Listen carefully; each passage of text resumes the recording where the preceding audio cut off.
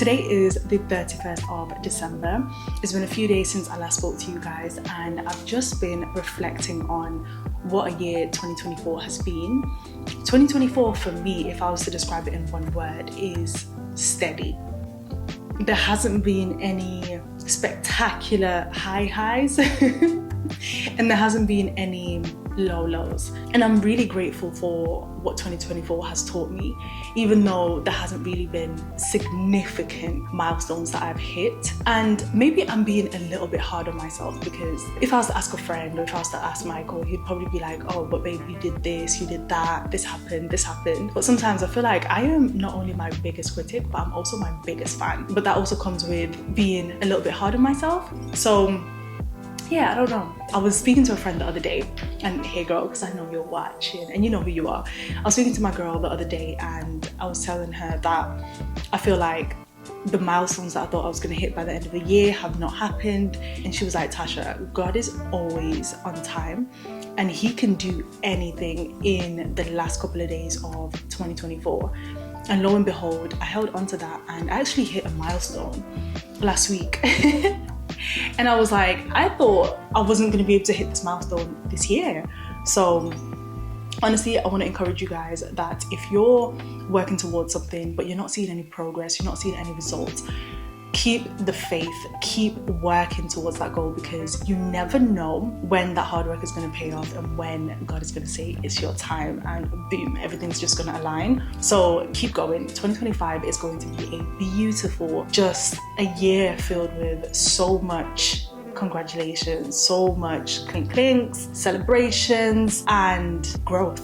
And I'm really praying that's my experience with 2025 and yours too. So let's get into why we are here, and it's creating a vision board that actually works. And sometimes I feel like people create vision boards in a way that it's not set up to work or be successful, because if you're just putting together pictures from Pinterest and then no plans, no targets, no nothing, it's just pictures that you're looking at, there's no work behind it, and you're not going to have anything to measure how far you've come. In previous years, I definitely used to create vision boards like that. It was more of an aesthetic thing than an actual practical, here's how we're going to achieve XYZ goal. So I'm going to take two categories that I've currently got on my vision board, and I'm going to share with you guys how I am planning and the targets I'm setting myself to make sure that they come to pass. And those two targets are going to be content creation, mainly YouTube, and health and fitness. So I'm going to give you guys a little bit of a behind the scenes of Canva, how I select my vision board template, because there's so many. And then I'm also going to show you guys how I go about getting some images to go on the vision board, and then we'll come back here and I'll share with you guys how I'm planning on hitting those targets and those milestones for content creation and health and fitness. So I'll see you in 2 minutes.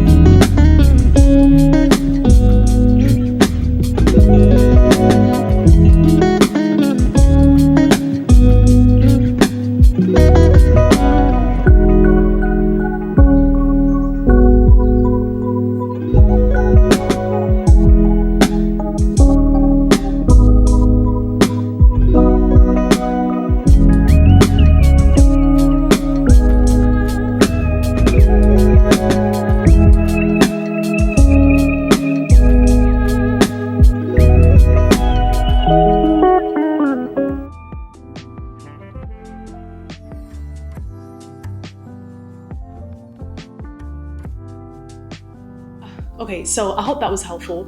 I'm going to share with you guys where I'm at right now. I'm not finished because there are some things that I want to add to the vision board that are a little bit more personal. Over here you can see in the middle, or towards the bottom right hand corner, I've put there a 10k cake or celebration cake. And then I've also put there right next to it, a camera and a camera bag. And those two for me remind me or symbolize social media and hitting the milestone of 10K subscribers on YouTube, and also just being in my content creation bag. So those are the two aesthetic visuals that I want on my vision board to represent that. But it's the how and the what I'm gonna do that is going to make sure that I hit that 10K. So for me, I've been loving ChatGPT, and honestly, you can prompt it to help you with so many different things, and creating goals and targets is definitely something that it can help you with, especially when it comes to something like social media and YouTube, where there's already a lot of data behind it that's been inputted into the system. So I definitely harness ChatGPT, and I would encourage you to do the same. No matter what goal you have, it can probably help in some way. I kept it super simple. So then it churned out a couple of responses. Number one being create a content strategy. In brackets, it said post consistently, e.g. 1 to 2 times a week, which is what I was aiming to do anyway. What I then did is I drilled down a little bit further into the first one, which is post consistently 1 to 2 times a week. And I asked it to create for me a content calendar for the next quarter. And one thing about the goal of reaching 10,000 subscribers, 10,000 followers, whatever kind of a goal that involves other people doing stuff, you can only ever control what your input can be. So for example, posting 1 to 2 times a week is something that is definitely within my control, and creating a content calendar so that I'm organized and I'm filming videos as and when I said I'm going to film them, editing them on time, that is within my control. Whether or not somebody decides to click that subscribe button is somewhat in my control, but it's also not, because it's an external person choosing to subscribe and come along and follow on the journey. So I can't control if that will happen, but I can definitely control what I can do, which is strategizing and creating and posting 2 videos a week. Now, if I reach the end of quarter 3 and I'm not at, I think the goal is 10,000 subscribers, if I'm not there, I can honestly look back and say, okay, I did everything that I could. I improved on my SEO, my thumbnail, I posted consistently. If I'm not there, then I can rest assured that I did everything that I could, which I would be proud of myself regardless. So that's one thing to consider. Focus more on what you can do as opposed to what others have to do. So I'm going to share with you guys the content plan here. And this is still a work in progress. ChatGPT will churn out what it thinks is relevant in your niche, but of course you always have to go in and make sure that it's actually relevant to you, my audience. Now, because it's a work in progress, majority of the titles or the suggestions I may not film. I may film something different. And also, one thing I noticed is it churned out one title for the next 12 weeks. So it's only given me 12 video titles, but of course, if I'm trying to do 2 videos a week, then I'm gonna need a second video. So I've just been working on adding in that second title that I'm gonna film or create a video around. So because it's a work in progress, I have not decided on whether or not I'm gonna do the videos in that order, because again, it really depends on what is currently trending. I'm not really into trends like that, but also what is my audience wanting. So I will definitely have a look at the order of these videos and make sure that it works for what is appropriate right now. That is definitely one way that you can utilize ChatGPT and definitely make it help you with making your vision board. And then it said focus on trending and high interest topics for your niche. You can then further prompt ChatGPT to say, what are the current trending and high topics within my fashion and lifestyle niche, within my technology niche, within my whatever niche, you can insert it in there. So then you can prompt ChatGPT further and it will churn out those topics that you can then create videos around. And then it also said collaboration, partner with other YouTubers or influencers in your niche to tap into their audiences. So that's something that I can also do. And then it also says engagement, actively engage with your viewers by replying to comments, which I think goes without saying, like, come on. YouTube's all about building community, and I hope that you see that I always reply to your comments as much as possible, if not always. It says host Q&A sessions, which I really want to do more of, and using community posts or polls, which I definitely need to start doing more of. Already there are things that I'm not doing that ChatGPT is recommending to do, because from all the data that has been inputted, it sees that these things have helped people grow, so it's recommending to do those things. And then it says cross promotion, promote your videos on Instagram, TikTok and other platforms, which wonderful. I'm already sort of promoting my videos in my Instagram stories. However, I am shy, and I'm getting out of this bubble in 2025 for sure, because how can I be shy? I literally do YouTube.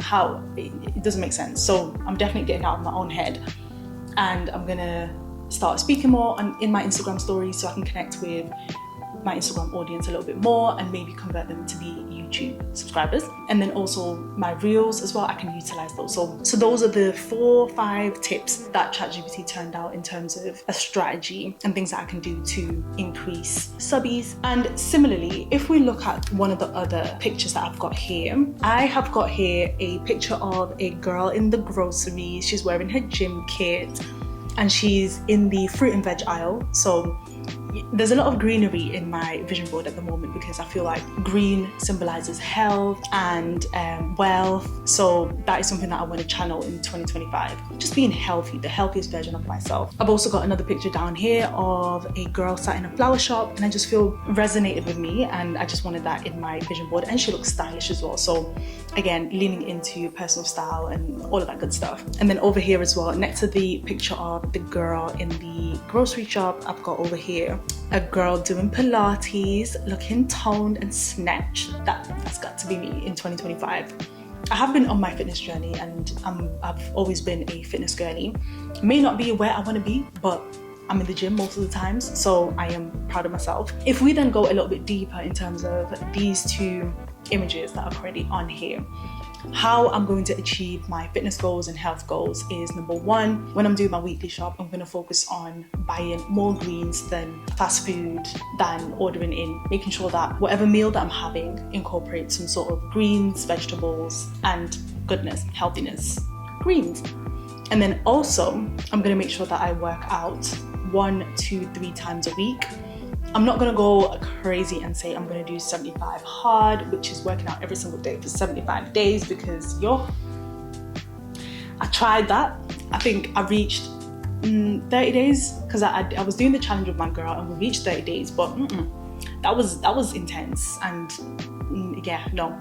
So I'm gonna take it easy, 3 times a week. If I can hit that, I'll be so happy. If I can do 4 times a week, I'm winning. If I can do 5, I'm winning. But minimum 3 times a week. If accountability with your friend or with a personal trainer is not possible, you can definitely be accountable by attending classes or signing up to a service such as ClassPass, which I use. I will link my ClassPass code below actually, because it really, really helps me stay motivated, and it encourages me to just get up and get active, because I love classes. Especially one of the classes that I'm thinking about in particular is my Wednesday strength classes with my girl Megan at 6:30 a.m. on Wednesdays. I definitely wake up excited to go there. So yeah, I say all of that to say, sign up to ClassPass if you are struggling with motivation, because knowing that you're going to a class and you're going to be surrounded by other people that are on their fitness journey is really going to motivate you to just get out there. And also it's an opportunity to build relationships and get to know who is in your city, and get to know more people that you may not necessarily bump into on a day-to-day basis. So yeah, ClassPass is what I use, and how I'm going to keep myself honest is booking my classes on a Sunday in advance for the week, so I am committed. And that is my accountability to myself, in knowing that, look girl, on Sunday you set out 3 intentions, you set out this on Monday, this on Wednesday, this on Friday, so make sure that you attend. Another way that ClassPass helps you with accountability is, girl, the late or cancellation fees will keep you accountable regardless, because if you cancel any later than 12 hours before the class, that cancellation fee it's heartbreaking. And I've been hit with a cancellation fee or 2 these past couple of months, and it's not nice. So yeah, so the motivation comes from not wanting to be charged. I think it's a fee of like £17 at the moment for cancelling a class late. So that feeling of being charged £17 for doing nothing, nah, I'm getting up. I'm getting out of bed, we're going to work out. And also the days that I do work out, I feel energized. I feel like, let's get it, you know? And I always make sure to take pictures, post it on my Instagram to motivate anybody who is feeling like, I don't want to go to the gym today. And I get so many people in my DMs like, oh girl, this just motivated me. I'm going to the gym, this, you know? So it's like, it's a 2-for-1. I get to work out and then also encourage somebody to work out as well. So I hope that really helps in terms of creating a vision board that works, because it's not that my vision board is the be all and end all. There are other things that may pop up during the year that I may not have had on my vision board, and that is a wonderful bonus and a blessing. So I hope you enjoyed that video. If you did, please give it a big thumbs up. Let me know if this helps. Let me know what are some of your goals for 2025 down in the comments. I would love to know, and I would love to go with you on your journey as well. So let me know down in the comments, and I will catch you guys in my next video. Happy 2025. Bye.